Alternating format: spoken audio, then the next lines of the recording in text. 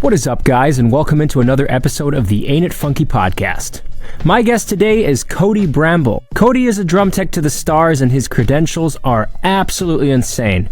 Besides being the drum tech for Harry Styles drummer Sarah Jones since 2016, Kodi has also teched for George Ezra, Seal, Childish Gambino, H.E.R, Cage the Elephant, Bullet for My Valentine, Skindred, and more. In our conversation, we spoke about how Kodi got into drum teching in the first place, the incredibly entertaining story of Harry Styles pulling him on stage in a stadium to sing happy birthday for him, meeting his drum hero Trey, how Muay Thai enriched his life, and more. If you enjoyed this episode, please subscribe wherever you're listening. The video version is available on YouTube as well. Thanks for tuning in, and enjoy.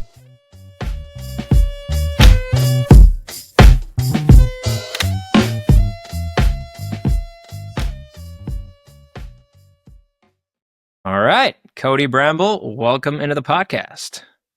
Hey, what's happening, Harry? Dude, Kodi, thank you for taking the time and for coming on here to chat about drums and drum teching.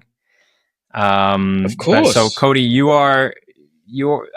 I went through your Instagram page, obviously, to kind of research for the podcast, and your drum teching credentials are absolutely insane. I mean, you've been on tour with George Ezra, Harry Styles, Childish Gambino, H.E.R, Seal, Bullet for My Valentine.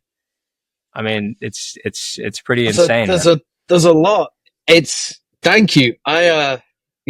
Nobody knows how they got there. Nobody, I have no idea. This has been like a flash in the pan in my life that suddenly, you're rubbing shoulders with drummers that you've respected, especially the Bullet for My Valentine that you just mentioned. They were one of the bands that got me into drumming when I was in high school. And to get the call for that gig was a little bit like, oh my God, do I accept this? Am I gonna be good enough to be around my heroes? And also, don't meet your heroes, but I've met them and they were some of the nicest people I've ever met. It's one of the best tours I've ever done. It was truly, I don't know, like a full circle moment that, Yeah. Getting to sit up there and we would line check, and the guitarist and the guitar techs, they all knew all the Bullet songs. So for the front house guy, we would just line check Bullet songs before they got up for sound check. It's like, what am I doing here? This is great. This is what I did in high school. Yeah. So you knew half the songs anyway already. Oh, exactly. And then the other half, they came back to me very, very quickly after hearing them in the set. Is their 25th anniversary of their Poison album, which was the set that I got into when I was a teenager. And so it was very special for me. Jason Bold is for me, one of the best metal drummers out there right now. He kind of goes under the radar a little bit. And I don't know why. His feet are the cleanest feet I've ever heard. His double kick patterns, his triplets, his speed. He is a monster. He is an absolute monster. I hope we get to do some more stuff, because that was just amazing. Hell yeah. Has he revealed any secrets to you of how he got the feet that clean, or?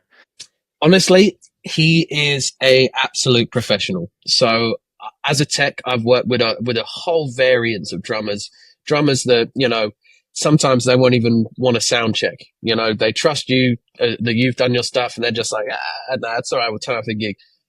Jason is there with bells on every single day, waiting for the opportunity to get on that kit. And even if the rest of the band doesn't show up, like I said, the guitar techs, they can play, so they'll just play with him, and he'll sit there and he'll just work. He loves drumming. And then we have a little dressing room kit that we set up for him, and he's just in there drumming. And to your point, we did sit down, and his daughter's a drummer. She's 15, and he had her on a video call and was teaching us just different techniques that he uses for his feet. And he plays barefoot. That's one thing to note that a lot of people don't really do. He plays barefoot. And he says up to about 210 BPM, he can stay as solid as possible. It's insane. I don't know if there's a song called Scream Aim Fire by Bullet for My Valentine. If you don't know it, just have a little listen. Oh yeah, and I know that one, yeah. Just hear what the drums are doing and how intense it is. And it's one of those songs that when you you go to hear it live, you're like, it's going to be a little bit sloppier than there's no way you can play this that tight, that fast. Everything is just in unison. It was a joy to watch, man. Yeah, massive love for Jason Bold. If you haven't seen him, just check him. He's got lots of drum videos on his Instagram, and he is a killer. Hell yeah, man. Hell yeah. And so kind of rewind it back. How did you get into drum teching in the first place? What was your like first drum teching gig that you did? Okay, so this, I'm sure most people have a story like this. Mine's really weird. There's a bar. I mean, you're in Berlin, so I don't know how often you get to London, but there's a bar / music venue called The Garage in Islington. It was called the Relentless Garage at the time. And I was working there as a bartender, right? Pulling pints at the stage was at one end of the room and my bar was at the other end of the room. And I'm pulling pints, just watching the gig the whole time. It must have been 15 years ago now. I remember there was a band on that I kind of liked. I can't remember who the band was, but at the end of the set, they'd finished and I watched and there was a guy there and he was taking the cymbals off. He was putting the cymbals in the bags. He was taking the drums off. And I have the clearest memory of standing there and I was pulling a pint and I was looking at the guy and I was going, I bet he's getting paid to do that. I reckon I could do that. Like, let me see. So then that night I sent an email to a management company called ATC Management in London.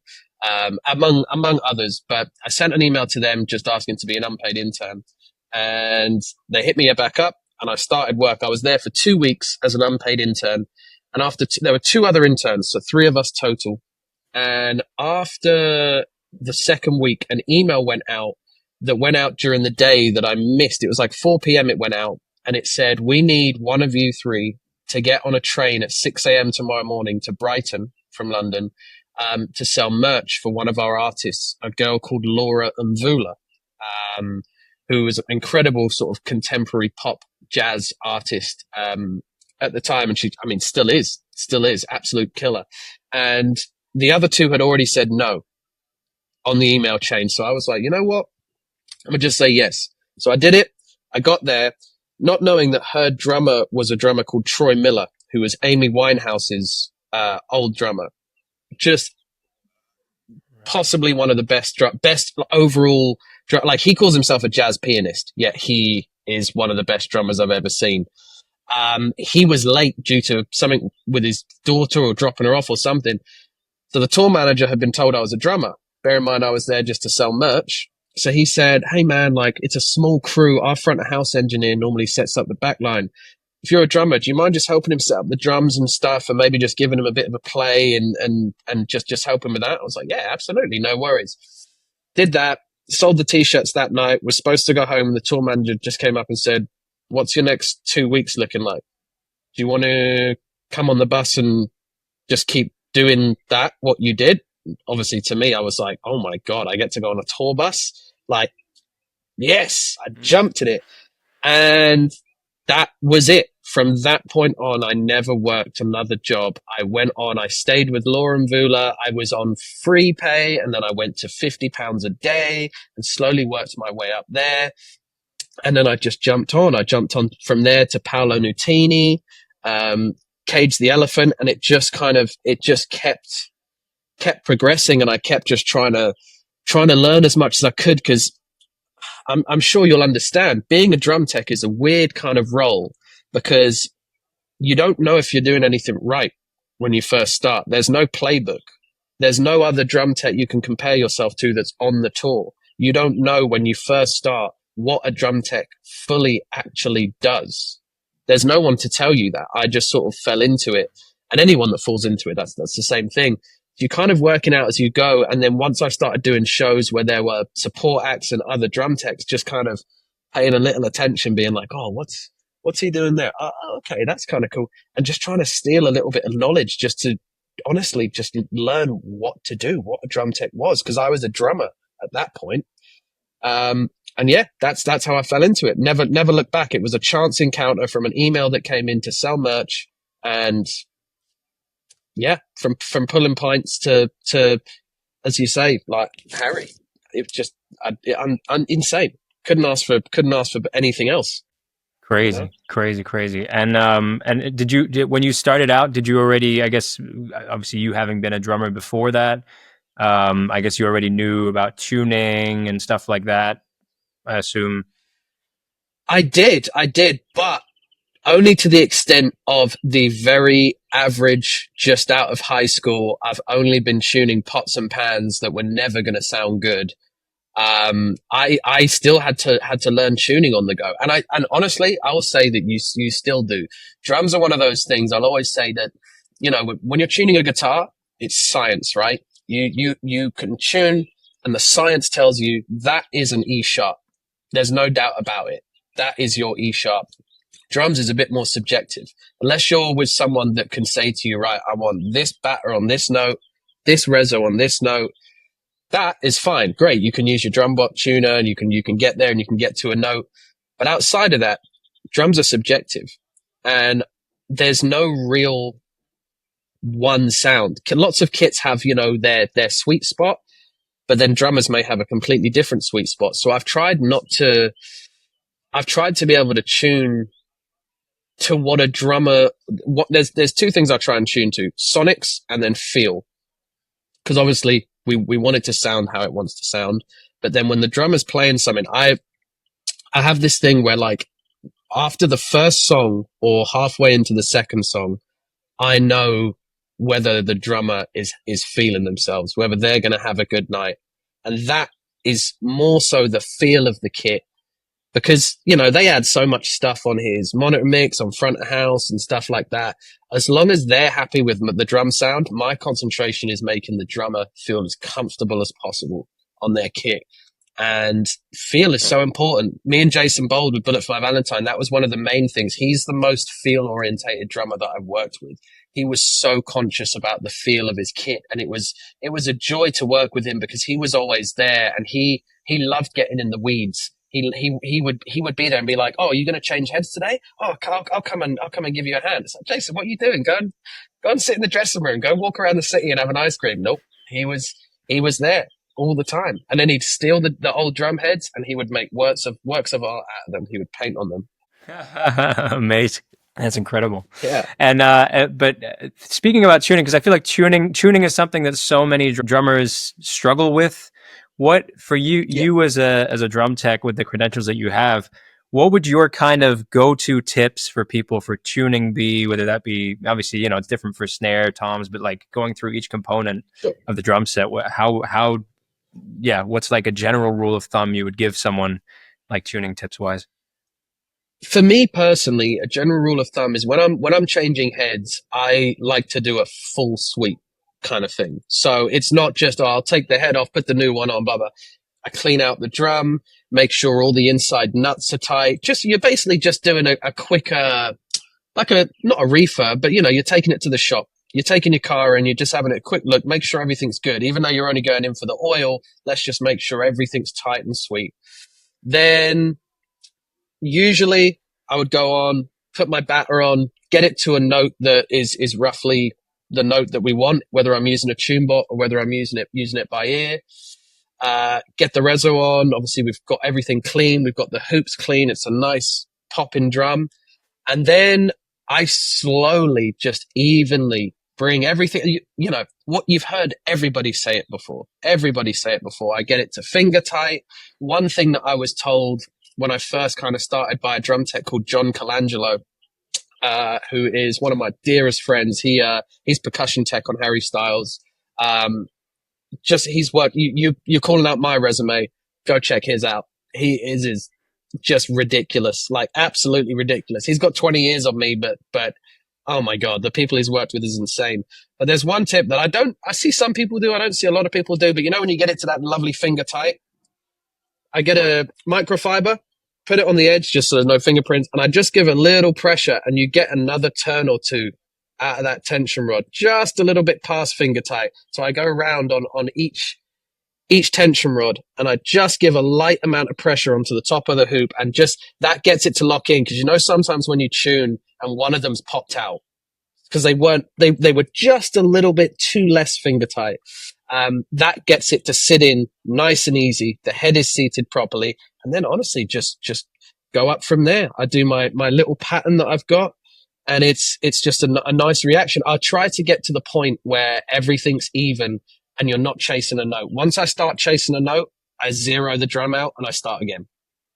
For me personally, that's when your ears start to get tired. You're just chasing this one note, trying to get rid of it. You're not in an even spot. I start again, zero it out, start again. Are you almost always tuning to a note, or not necessarily? That's a great question. So the longest gig I've done is H.E.R, and on that I don't tune to a note because that entire gig is ingrained into the fabric of my body now. I couldn't tell you how many gigs I've done, but I've done every single gig he's done since 2000, I think it's 17, I think. So yeah, those tunings are just, they're in the bank. But then for instance, with Jason, I was coming in to cover his usual tech, a guy called Ryan Jenkinson, who, he's now with Dua Lipa, stage managing on Dua Lipa. So we got a big gig offer. So we had to jump ship. And first of all, I was trying to tune by ear to get it to what I thought Jason had it at, but there was some miscommunication. So I said to Jason, let's sit down together. Let's get it to exactly where you like it. And then I'm going to take some readings, because there's no point in continuously coming in and having talks and going, oh, maybe we can go higher with this one. Let's just get the perfect setting. I'll map that setting with the tune bot. And then every day we'll be back there for both the reso head, the batter head, the lug note, the fundamental note for both. Great. Once we did that, every single day was great. Now Jason's a beast, so he hits hard. So we were doing, snare would be every 1 to 2, normally 2 shows, but if he was really digging in, maybe every show.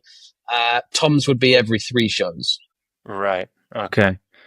And coming to the H.E.R gig, I mean, I have so many questions, but like Sarah Jones, who obviously is an amazing drummer, how much does she kind of, what's her preference on tuning, and on, how much is she like hands-on in the process with you? Sarah Jones, I have all the time in the world for. She is, what do I call her? Miss Consistent. That, it's been a little while. It's been a couple of years since I've been on the gig, but I call her Miss Consistent. If only people could, I mean, there are a lot of fans that go to multiple H.E.R gigs. It's crazy. I don't know how they afford to go to like 40 plus H.E.R gigs, but she is the same there's something to be said about that. I'm equally impressed by someone that can, play an insane fill randomly, differently every night. Like, that is utterly insane. But in the same breath, someone that the front of house engineer knows where everything is going to land. She is the driving force in that band. H.E.R, there's a reason she's the longest standing member. H.E.R has so much faith in Sarah and what she brings. And you'll see in the crowd, there's signs for Sarah all over the place. She's not an in-your-face person. She has a beautiful family. She's not one for the spotlight. She is a true musician's musician. On a gig that's as big as H.E.R, when you could have people that are, really, really leaning into it, that band, they just know they're there for the music. All of them. They're absolutely fantastic. But yeah, me and her have been together for so long now. I understand exactly how she works. She understands how I work. We have a very, very close relationship, a professional relationship, in the sense that she wouldn't have to turn up for a sound check at all. Like, I know her sound completely, and she trusts me, which is really nice. There was a period where I was sort of handling her mixes. Like, I was given the monitor guy stuff, because we tried to have, there was one point we were in the round, so we were all under the deck. And so the only way I could see her or make contact with her was I had a camera mounted on one of the boom stands looking at her face. So like, she'd be playing and she'd be like, click up, like this to the camera. And I couldn't hear her. I would just have to read her. So it was a little bit, so then I started to get a matrix of her mix, her actual mix. And now I kind of know her ears. So if something's slightly dropping, we can do it on the fly. And it's so rewarding when I see her playing and something changes and she'll notice it and then nod at the camera and be like, wicked. Okay. That's great. We got it, you know? Me and her it's the most, symbiotic relationship that I feel like I've got. It's been perfect. And I'm so grateful to her because when I first joined, I was pretty new. I was pretty green. And, you know, I'd be the first to admit I definitely made some mistakes on that first tour. We were doing a lot on that first tour. There were only 2 backline techs. We were looking after a lot of gear. I wasn't just doing drums. I was doing drums, bass, and keys. I didn't know anything about bass guitar. Like, riddle me that. How the hell do you end up on a stadium or an arena tour doing bass when you don't know how to do it? And it's just one of those things where it was like, yeah, you just got to just tune a couple of songs and hand it off. And, you know, but yeah, she was patient with me, and I've grown, she's grown, we've grown together, and we've got it to this place where it's, I can't wait to get back. I can't wait to get back. I was speaking to her yesterday, funnily enough. I'm excited to get back with her. When are you going back out with Harry? We have nothing yet, unfortunately. There's nothing in the diary. There's no dates. It's been a minute, so I'm hoping that, you know, we're going to have 26 or 27, something's going to pop up. But at this point, who knows? Obviously, he lost one of his brothers incredibly sadly. You know, from One Direction, Liam. So I think everyone's just giving him his space. Harry is the best person I know in the industry. Not that I'm, you know, texting him every day, but I've had enough time with him. He's done some amazing things for me personally on a family level. He's a very, very, you know, special guy, and I know that hit him hard, and everyone's just sort of giving him a bit of time. But yeah, he's the best dude. It takes that man 40 minutes to get into the building because he will stop and he will say hello to every single person, venue security, local caterers, local crew. He will stop and say, hello, my name's Harry. How are you? How are you doing today? He's the man. I could fill a book with the amount of good things I've seen that guy do that nobody knows about. There's no PR bullshit. He just does stuff because he's a good human. Man, that's so beautiful to hear. Tell me about, because on your Instagram, one of the top posts is in the stadium. Harry pulled you out onto stage to sing "Happy Birthday" to you. Tell me about that moment and like how it came. Dude, I can't tell you much about that. I fully blacked out there. I cannot tell you much about that. So yeah, it was my birthday. We were in Paris. We were in a stadium in Paris. This was 2023. Bear in mind, I'd had 2 or 3 previous birthdays on tour with Harry, where I think both times when I went to catering for dinner, I was surprised and rushed with a birthday cake, and people sang happy birthday, and it was lovely, but it was lovely and contained. So when I had this birthday, there wasn't a lick of me that was thinking anything was going to happen. I notoriously the reason I stopped drumming as much was, for some reason, the older I got, I started to develop this sort of stage anxiety, which is really weird. But it was only for smaller rooms. Like, so if we were doing like 1,000 cap room, for some reason, I would always have this anxiety in me and then drum taking came up, and it just felt like a great progression. So I can still be creative, get my creative juices out with drums and stuff, and take a step back. And now that we've toured for so long, everybody knows this, and we're all family on Harry. I can't even explain to you. Like, I just saw a bunch of people at Hyde Park for the Sabrina Carpenter show, bunch of the Harry lot. It was just like seeing family. It's amazing. So we start the show, and I'm sure I can say this, but when we start the show, the monitor engineer comes into Harry and our ears, and they're dear friends. He's like, hello, boss. How you doing? We got a wicked night tonight, etc., etc. And normally just sort of, you know, says where we are, wishes him well, have a good night. This time he's like, hello, boss, just to let you know, it's Kodi's birthday today. Have a good show. And just remember, it's Kodi's birthday today. And one more time, it's Kodi's birthday today. All right, have a good one, mate. By the way, it's Kodi's birthday today. It was sort of like that. So I'm just sitting there looking at him going, you fucking better stop. And a couple more times throughout the set, when they would talk over the talkback, he would drop it in, and like it was just a bit of a joke. And so I thought, okay, there's a possibility, because there's always a point in the show where there might be a birthday sign or something where Harry will get the crowd to sing happy birthday to these people. So I thought, there might be a chance that they're gonna, they're gonna get the crowd to sing happy birthday. So I sit behind Sarah, out the way, no one can see me. I'm invisible. So he started doing his spiel, saying that it was my birthday. I thought, oh God, here we go. Okay, well, I'm just going to sit here.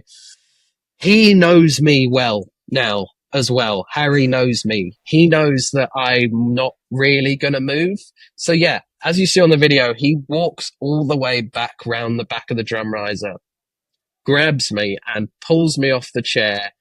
And yeah, I for sure blacked out at that point. He walked me out into the middle of the stage. I remember this so well. He walked me out holding my hand up like that, right? So me and him were both connected with our hands. And I was like, oh, okay, this isn't too bad. This is all right. And then he let my hand go. And then I'm just stood there on my own in the middle of the stage. And that second when he let my hand go, I just, my whole body left through my anus. Let's just say that. And I was just kind of just glued to the spotlight. What do I do? And I'll never forget Mitch, Sarah's husband, who plays guitar. He could probably see the fear in my eyes. And there was a tap on my shoulder and he just handed me a glass of red wine. I was like, here, grab that. And I was like, oh my God, something to hang on to. Okay, great. Like a guitarist has a bit of a defense against the crowd. It's a bit of a blockade. It's like, okay, this is my blockade. And then, I for sure blacked out. Don't really remember what happened, but from the video, yeah, they sang happy birthday. And then I went back and sat down. And then the funny thing is, which I haven't said to anyone, well, few people know, but after the show, I'm walking down one of the backstage corridors and Harry's just walking on his own towards me. And so I meet him in the middle and I'm like, man, you really didn't have to do that. Like, thank you so much for that. And he goes, do you know what was really funny? I could see the immediate second anxiety manifested in your mind. He caught it. He saw it. As soon as he'd let my hand go, he's so on it. He knows humans so well. He just saw in my eye and he spotted it and he told me in the corridor and I was like, you shouldn't have done that to me, but I really, really appreciate it, man. Like he's just the best. But yeah, that's one of the most memorable, but almost not memorable because I blacked out moments ever. Dude, that's insane. That is such an entertaining story, man. Dude, I'm a kid from a council estate in London, in West London. It's like, what are you doing here on a stadium stage in Paris? Like, I had no right. But it was a very, very, very sweet gesture from Harry, and I'm gonna get him back for it one day. Yeah, that was going to be my next question. See, I was going to ask you, did you get him back in any way? But then I guess no, I've got to get him back for a few things. How do you get him back? Yeah. I don't know. There's a few things he's done. Back in 2018, we were on a bullet train in Japan, and I fell asleep because we were all tired. And there's a video of Harry drawing my initials in Sharpie on my face while I'm asleep, and nobody told me. And I got to Tokyo or wherever it was we were going for a day off. And I got up and I did my entire day off, walked around the city, went to shops, ate ramen. And it was only when I got back to my hotel room and looked in the mirror that I saw I had my own initials on my face. And I had to text the group and go, who did this? And then I got a video sent to me of Harry just doing it. And Harry's like, how is he not waking up? How is he not waking up? And he's just drawing on my face. So that's what I mean to say when it's like, I've worked with some people that are nowhere near as big as Harry, but they'll bubble themselves and it will be there's a bit of a hierarchy, which is fine. It's your art. It's however you want to handle yourself. But there's something special to be said about Harry for as big as he is. And like, if he had a God complex, you wouldn't blame him. Who has 50 million when they're like 16 years old or whatever the number is that he got when he was in One Direction and has that amount of success and is the face of Gucci and is this and is in Marvel films? He doesn't. You wouldn't blame him if he did, but he doesn't. He's the most grounded person I've ever had the privilege of meeting. The whole team is from top to bottom. It's a stadium show that for the fans is intimate and for the crew is intimate. Like, have you ever been to a show, to a Harry show? No, sadly, no. I would love to go. All right. Well, Harry, we have to get you to Harry. So whenever he goes out, please hit me up and we'll try to sort that out, because it's a special show. It really is, especially for you to see Sarah live as well and see what I'm saying about the consistency of it's a real spectacle. Those shows that we did that were stadiums, I don't know how he does it. He makes them feel so small. I'm like, all of the reviews you'll see, it just feels so small. And he does this thing, and like, sorry, I'm talking about Harry quite a lot. I'll finish after this one, but I call him the Terminator, because he does this thing in the first 3 songs that we've worked out where he'll be scanning. He'll just the audience, and nothing is planned outside of the songs. All of the ad libs that he does in between stuff is him on the fly. Nobody knows what's coming. And those first 3 songs, he is just downloading. Okay, I've seen this sign. I've seen this sign. I've seen this sign. That person I'm going to speak to after this song. That person I'm going to speak to 2 or 3 times, and I'm going to plan what songs I'm going to speak to them on. And then we're going to end with, like, he's reconnected a mother and a daughter, and the mother was like in the rafters up here. The daughter was in the front. She throws a phone on stage and he's on the phone to mum down the mic going, oh, you're up there? All right, we're going to get you, and we're going to get you down with your daughter so you can be to get, like, the stuff he does in a stadium sized show. It seems planned. It seems scripted. And every day I'm shaking my head and I'm like, this guy's an alien. He's an alien. That's crazy. Yeah. Yeah. Oh my God, man. That sounds like an incredible experience to witness live, that show. It's amazing to be a fly on the wall. It really is. I keep my head down and just set up drums and try to make Sarah's gig as good as it can possibly be. The Harry tour has taught me a lot as a person about touring, and I can thank Harry's security for that, who I won't name for obvious reasons. I can thank Harry's production for that. It's a particular type of tour, right? There's a lot of young girls on there. There's a lot of young people there. There's a lot of people from the LGBT community. There's a lot of people who haven't come out yet, and their first time of kind of being out and open as themselves is a Harry concert, because they know that they're not going to be judged. It's a safe space. It's a safe environment. That is so important. And I witness that every night. I get to look through the drums and see the faces in the crowd. And there is no other show I've seen on this planet right now that truly is more than a show. You see these people having not just the experience of the show itself, but the experience of being in a room with people where you're not afraid of anyone. Almost similar to like a heavy metal crowd. You know, the crowds where, like, if they're moshing but someone goes down, that crowd has your back, that picks you up. In a metal crowd, you'll never really find women are getting hassled. Men look out for women. Women look out for men. Everyone's just looking out for each other. It's like that on a Harry gig. You'll see people that become friends on that gig. People go on their own and then they walk out with 6 friends. It's a special thing. He is kindness, and that it flows out of the whole thing. Of the whole tour. There's just a leak of kindness and like colored feathers everywhere. Man, that's beautiful. That's beautiful to hear you say that, man. That's yeah, it's a special gig, definitely raised my respect for Harry even more. Yeah. Oh man, I'm not bullshitting. He is. It's top to bottom, man. And that's why I want you to come and see a show and experience it, because I myself, when I first got offered Harry, all I knew him from was One Direction, and I was like, "Oh, One Direction!" Like I didn't know shit. Harry can sing. Harry can play. There's some artists that, you know, you have some juju going on. Harry's the real deal. He'll sit down with the MD and he will come up with stuff. He doesn't just walk in. Some people walk into a room and everything's already built. The show's already built, and the artist just comes in and goes, "Yeah, great," or "Let's move this song here," or "This choreography here." Harry's there the whole time, pretty much. The band will learn the songs for a little bit, but he loves it. He loves it. And it's really good to see someone that big with the passion that he does for his own art. And it comes across in every single show. Amazing, man. Amazing. Yeah. And, I've got a few notes here, but, tell me about meeting Trey Cool, and what did you guys talk about when you met Trey Cool? Because I saw that picture as well. Dude, oh my God. Okay, so that was a funny moment. So I was with Lady Gaga for the start of this year doing her promo. We opened the Super Bowl broadcast feed thingamajiggy.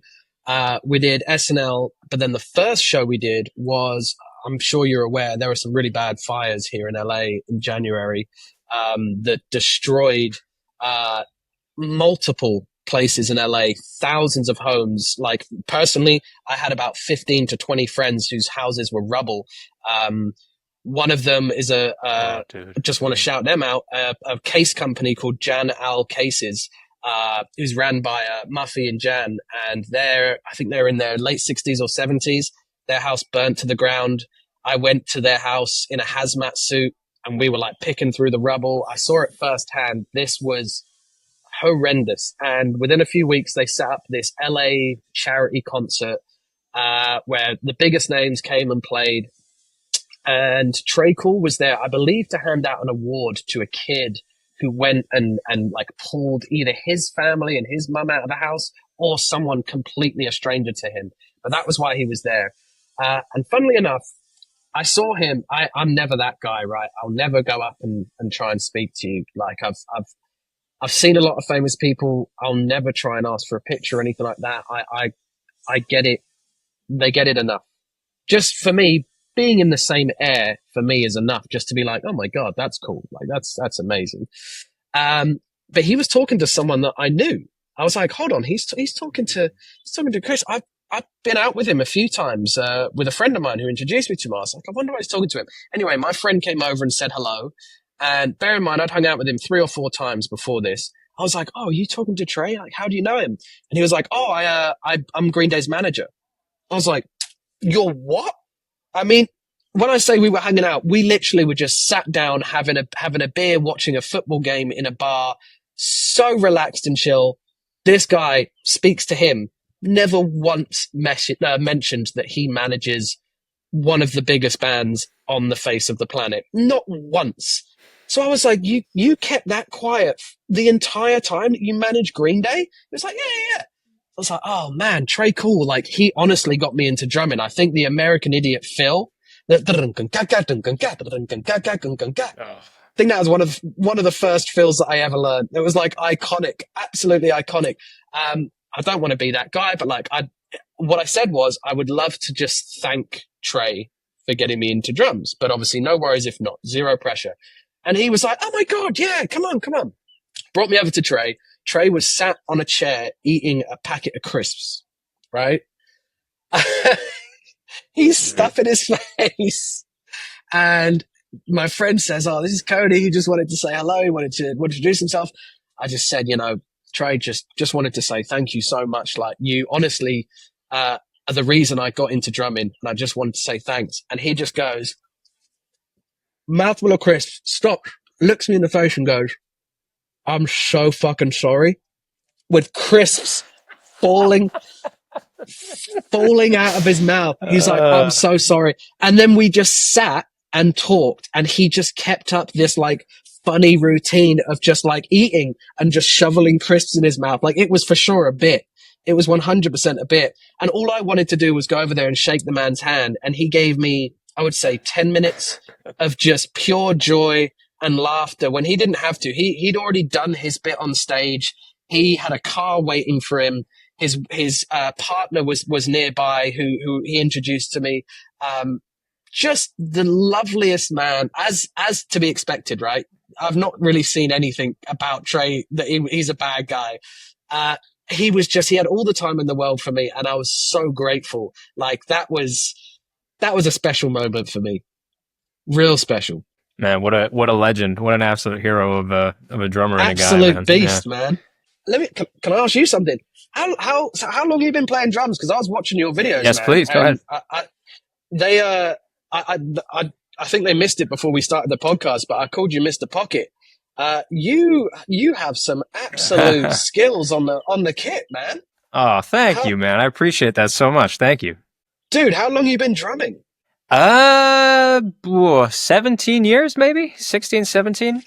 Damn, damn, Yeah, man. absolutely. Long It time. sounded killer, just right there. Oh, Oh, thank you so all the much. feel, dude. Maybe a little, maybe a little bit of that is Justin's drum mixes. That might have elevated it a little bit. Oh, is that who was doing the mixes too? I was going to say it did sound amazing. There you go. Shout out JW. Hell yeah, man. But thanks for the kind words, man. I really, really appreciate it. Thank you so much. Yeah. No, of course, man. Of course. I was But sat going down like, holy crap. thank you, man. But for you with drumming, obviously you being a drummer, do you still kind of like to log time on the kit, or do you take a practice pad with you on the road and kind of do that for fun, or do you still play gigs as a drummer? Yeah. So I definitely take practice pads on the road with me. I was using Jason Bold's practice kit a lot when I was out with Bullet for my Valentine the last couple of months. With drumming, it's annoying. I am in a band called Silent Descent. It's like a metal synthy kind of band. But it's been so long since I've been able to do a gig with them because I moved to Los Angeles 2 years ago. So it's been a lot of just kind of rebuilding a network for me and stuff here. And fundamentally, teching is my career for sure now. As I sort of alluded to earlier, there is a bit of sort of stage anxiety. Weirdly, the bigger the stage, the less anxiety I have because it just all washes into one thing. It's, it's when I'm doing theaters where I'm like, I can see everybody's face. That's when it's a little bit harder. But I have been speaking to them. They've got a new album coming and I might be tracking the drums for that if I can make it work. I still need to get a whole drum kit set up here because I've just moved into my place. I've still got a lot to do. I went and visited the DW headquarters 2 days ago, which was an amazing dream of mine just to sort of get shown around and shown some stuff. There's some pretty cool stuff coming that I can't talk about, but yeah, let's keep an eye on DW and what they're doing because there is some serious stuff coming our way. That's very, very exciting. But yeah, to answer your question, I will do rudiments on practice pads when I'm away touring. And then right now at home in LA, the only time I can play a kit is if I go to a friend's studio or something like that. I've got a buddy called Steve Durham. I don't know if you know him. He's from the UK. He drums for Louis Tomlinson. And he's moved in maybe 2 minutes away from me. Okay. Here. Which is amazing. So I've got a friend, a drummer, a Brit within a few minutes of me that has a kit. So when he's back, we'll hang out and we'll play on the kit. But right now it's more just my free time drum wise is more staying on top of the current gear and products. Right. So like if every time Roland or Yamaha or whatever, electronics are moving quite quickly nowadays. I don't want to be left behind. Or if there's a tour that I know I'm going to use a specific electronic that I've not used before, I'll ask Roland if they can send me one out for like a loaner, and I'll just sit in the house and I'll just get my head around the machine so that on day one it's no guesswork. I'm just kind of, I have a good foundation. Right.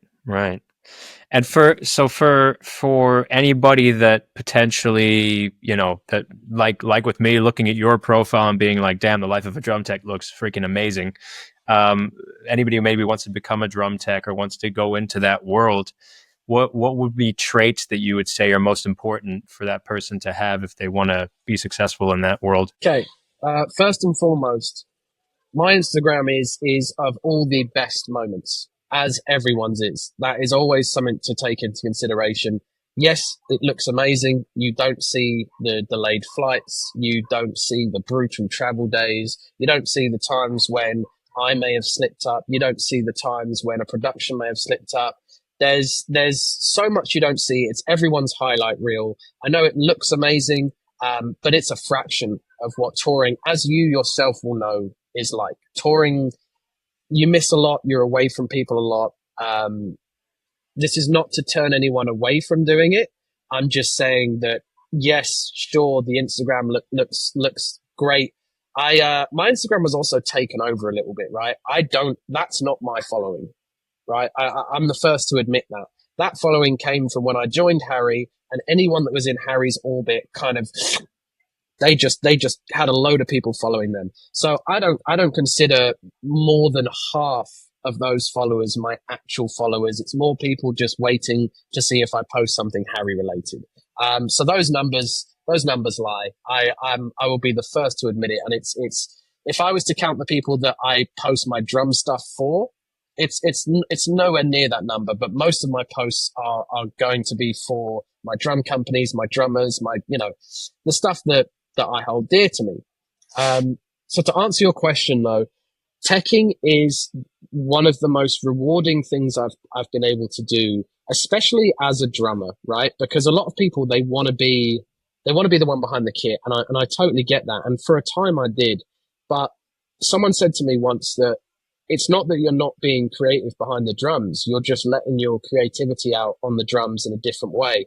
And it's 100% correct. Especially if you have a good relationship with your drummers. It's a team. It's a team, right?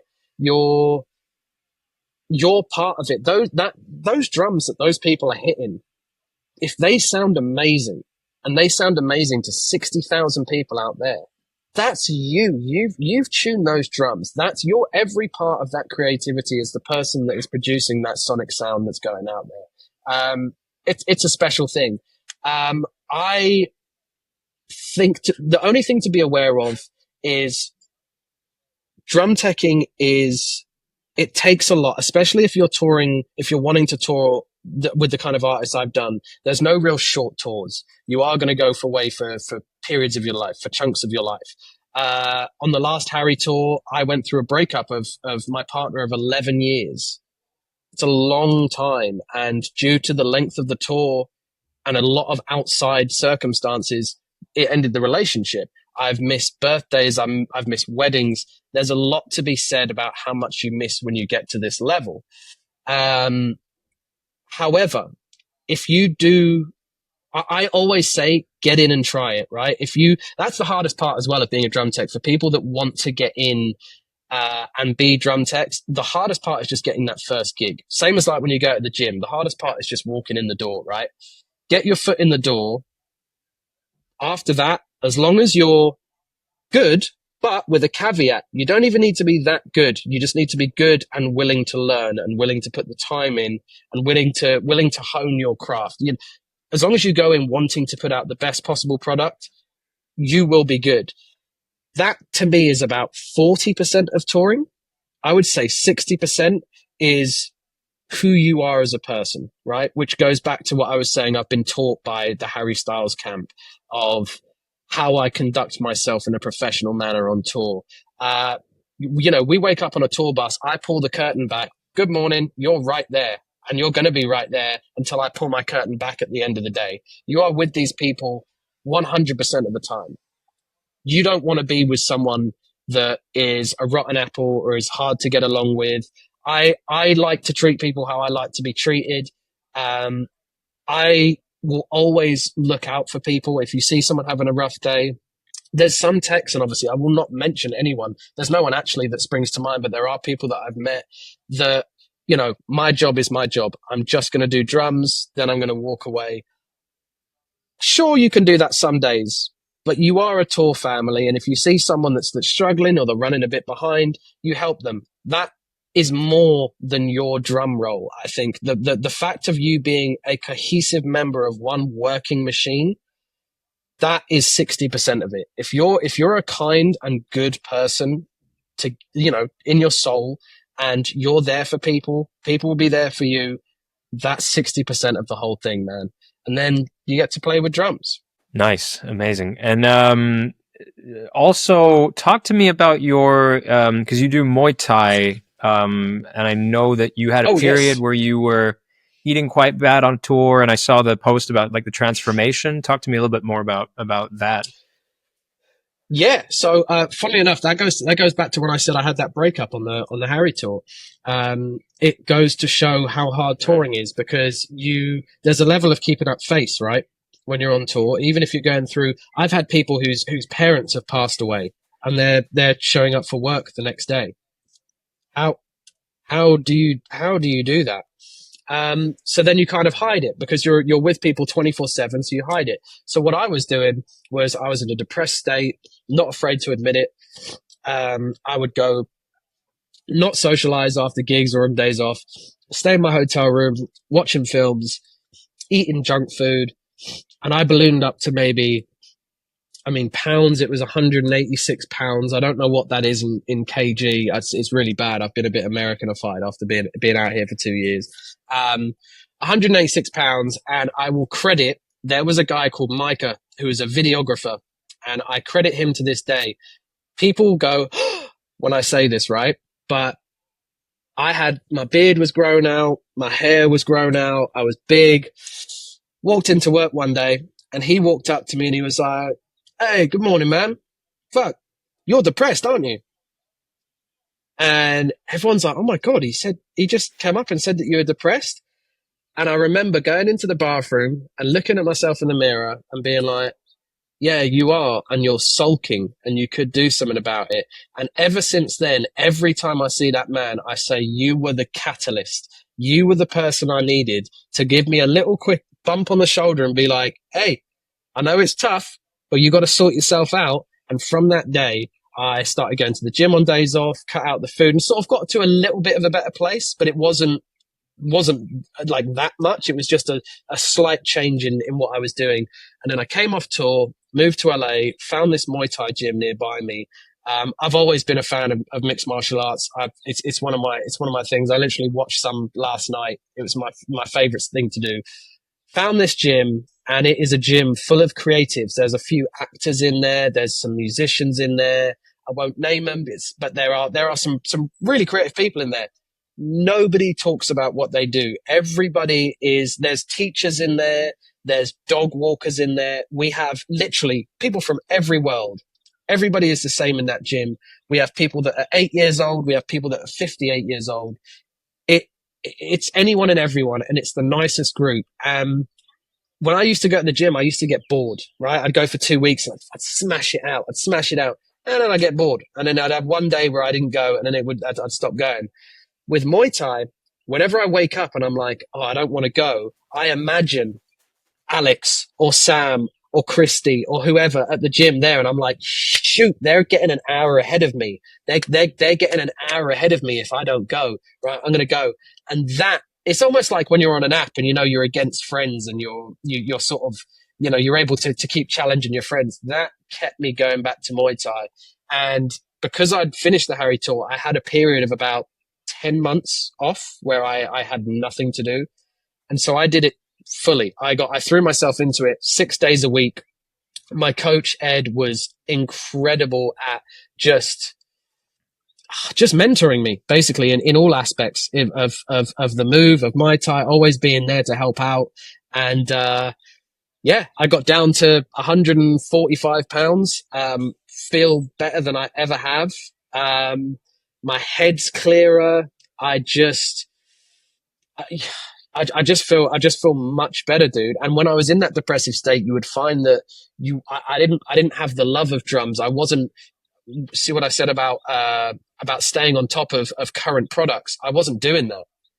My free time, I didn't want to do that. I didn't want to spend the energy on doing that. Now I'm back, and I'm able to be motivated and to feel motivated just to be at the top of my game, which you need to be. I don't want to put a B level part of myself, out on a tour. I want to be at the top of my game.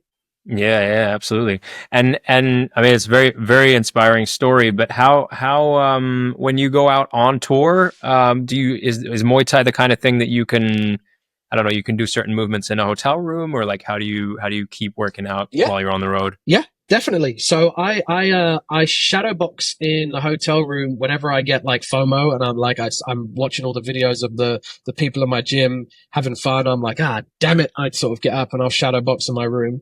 But then there's a couple of tours, and shout out to one of my best friends, Imi. Me and her are starting on Doja Cat in a couple of weeks, and she was on Harry with me, and she moved to LA. She joined my gym, and so now we'll have a gym box, a gym bag where we have our gloves, we have pads, we have shin guards. So we'll just be sparring. We'll be sparring. We'll be doing pad work. I can't wait for this. And then for Bullet for My Valentine, Jamie, the bassist of Bullet for My Valentine, he does Brazilian Jiu Jitsu. So when we were out there on the road, I was asking him to teach me moves and rolling with him, and that was something I'd never done before. And it's a humbling experience when you get choked. It's a humbling experience not knowing what to do when your arms are crossed over. You're all pretzeled up and you have no idea how you got in that position. Same with the first few days of Muay Thai. You know, you see a lot of big dudes come into Muay Thai, big built gym guys. You let them swing for 1 minute and then they are gassed. They don't realize it's a different type of workout. There's different muscles you're using. Yeah, it's amazing. I'm just all up for doing sport with friends and helping each other get better. That's one of the things that Muay Thai does. Like when you're sparring, there should be no winner and loser, right? We're not sparring to win or lose. We're sparring to make each other better. That for me can be carried into touring, so much of life. You know, it's especially, and I hate to say it, especially over here in America, there's a bit of a sort of a main character syndrome where people are quiet, the blinders are on, people kind of, it's very kind of self-honed. I don't like that. And most people I know don't work or act like that. And it's a cohesive team, right? Like that's the vibe for me, is if we can all work together and you know that we all have each other's back collectively, what's going to stop us? Love that, man. That's a great mindset. Great mindset. Dude, we're coming to the end of this episode. It has been an absolute privilege talking to you. Dude. Is there anything you want to plug or shout out? I would, first of all, I just want to shout out basically all the tours that I've been on, because I've been so unfathomably lucky with the people that I've gotten to work with. I've worked on a couple bad ones that I won't mention. I have friends that have worked on a lot more bad ones. And for me, the percentage that I've seemed to have ended up with of good to bad, I'm incredibly lucky. Harry Styles and the Harry Styles team, first and foremost, I've been with for nearly a decade now. I have nothing but love and respect for them. Most recently, Bullet for My Valentine, band, crew, top to bottom, absolute 10 out of 10. It was my first real proper dip into the metal world outside of Skin Dread, who are friends of, like, I did it because they're friends of mine. And I couldn't have asked for anything more. Shout out to yourself for messaging me out the blue. I don't know how I got on your radar, but it's been an absolute joy to get to know you, man. And I feel like I've got a friend now, so keep in touch. Dude, it's been awesome, sort of looking at your posts in the lead up to this and watching you drum and being like, oh my god, I need to come and see a gig of yours. If you ever play a gig in LA, or if I'm ever near you, man, I would love to come and watch you play, because you're a drummer's drummer, you know. Oh, dude, thank you for saying that. That's very, very kind. Actually, we're coming to LA in November, so we'll have to keep in touch about that. Oh, shoot. Oh, please do. Please do. I'm with Doja Cat until the end of mid-December, and I'm not too sure where we are in November, but if I'm in LA, you better believe I'll be at the show. Dude, guest list instantly, no question. You're on there. Oh, man. You don't have to worry about that. I'm not one of those guys, man. I'll always buy a ticket. Nah, but it'll be amazing also, because then JW, Justin can meet you as well in person finally. Because you were saying that was long overdue. So. Oh, dude, absolutely, that would be awesome, amazing. And amazing. Like I said before as well, feel free, any of the gigs that I work on. If we're coming past you, especially if it's in Berlin, because you have the hot spots of London, LA, New York. Those are always the tough ones where Harry has so many friends, or everybody has so many friends there. They're always the ones that are tough to get in. But Berlin or anywhere like that, if you're around, even if it is London or whatever, please do hit me up, man. I'd love to have you there. Love to get you to see a show of what we do, because that we do the same thing. This is it. This is all inclusive. This is good eggs meeting good eggs. That's what I love about what you've done. I love this podcast. That's awesome, man. Where when's it gonna come out? Where can we see it? Maybe it'll come out either next week or the week after. It should be. Can I ask who one of the best guests you've had? Either like just for the crazy stories or just for the fact that you wanted them as a guest for so long? I think the one that springs to mind is Mike Johnston. That guy is such a legend. From Billy. No, Mike'sLessons.com. You know, the educator, Mike Johnston. Mike! Oh my God! Yeah, he's amazing. Yeah. Dude, he's such a legend. Because I used to be signed up to his site on like 2 or 3 separate occasions, and I told him this as well. And so over the years, I've learned so many things from him, and like it was so bizarre when because first we were DMing, and he hadn't seen a DM of mine for ages, and then eventually he did see it because I tagged him in something, and then he saw the message and he was like, "Man, I'd love to come on the podcast." And it felt so surreal to hear his voice speaking to me on DMs, because I had heard his voice so, like countless hundreds of hours over the years of learning shit from him online. Dude. And then literally having him be like, "Yeah, Harry, I would love to come on your podcast." I'm like, dude, this is crazy. It's so yeah, man. That's definitely been an amazing one. But that in itself, sorry, just to go back to like your point earlier about sort of teching and how you feel and stuff like that, it's always important to take a step back and realize what you're doing right now. You were a student, you were buying his courses. Now you're on the phone to him. Take a step back and just appreciate what you've done, man. Because that's crazy. If you go 5 years back and you tell yourself, well, that's who I'd be talking to, dude. Fair play, amazing work. Crazy, man. Crazy. And I get to speak to inspirational people like you. You know, it's such a blast to talk to you, and I love your energy, man. So thanks again for coming on. How are we doing this, man? How are we doing this? Thank you for having me. I appreciate it massively. You know, like I said, I'm just a kid from a council estate in London, with a love of drums. So yeah, thank you for letting me talk my random bullshit about drums and stories. And I hope we get to do it again, brother. It's been amazing. I hope so, man. I hope we get to hang soon, or see one of each other's shows, or, you know, see each other in person. That'll be awesome. Let's get it. Kodi, thank you so much, man. Give me money.